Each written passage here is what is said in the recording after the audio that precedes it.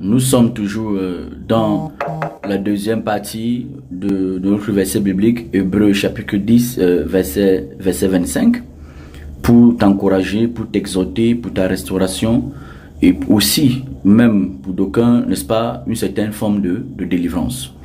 Et comme je le disais dans la première partie, le Seigneur dit dans Hébreux chapitre 10, verset 25 de ne pas abandonner, n'est-ce pas, l'assemblée. Et j'ai dit que lorsque le Seigneur nous demande de ne pas abandonner l'assemblée, le Seigneur, n'est-ce pas, nous exhorte à nous battre pour maintenir une communion fraternelle. C'est quoi la communion fraternelle?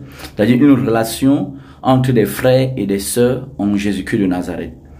C'est-à-dire une relation avec des aînés dans la foi qui nous apportent, n'est-ce pas, la nourriture véritable, la nourriture solide pour notre édification, afin que nous ne soyons pas ébranlés par les séductions, n'est-ce pas, abondantes du siècle présent.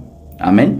Donc le Seigneur nous exhorte à une communion fraternaire, à une communion fraternelle. D'accord? Ici, nous devons comprendre que la communion fraternelle, elle est très très importante. Et nous vivons dans une période où il y a une possibilité d'avoir des enseignements, n'est-ce pas, de partout sur les réseaux sociaux, sur les sites, ainsi de suite, tout cela. Mais nous devons, en tant qu'enfants de Dieu, comprendre que la communion fraternelle est au-delà, n'est-ce pas, d'écouter les simples enseignements, n'est-ce pas, en direct. C'est très important d'avoir la communion fraternelle. Vous comprenez? Parce que dans les vidéos suivantes, j'aurai l'occasion par la grâce de Dieu, n'est-ce pas, d'aborder, n'est-ce pas, ces points. Mais le premier, d'abord, ce que je voulais d'abord dire premièrement, c'est que tu dois comprendre que la communion fraternelle pour toi, elle est très importante et elle est même salutaire parce que ça fait partie, n'est-ce pas, des fondements, n'est-ce pas, de l'église de Jésus-Christ de Nazareth. La Bible dans Actes chapitre 2, verset 42, que, n'est-ce pas, que les chrétiens, n'est-ce pas, les gens qui avaient cru, persévéraient ensemble tous les jours dans l'enseignement des apôtres et des prophètes, n'est-ce pas, de l'agneau. Ils persévéraient tous les jours, d'accord? Parce que c'est important, c'est très important.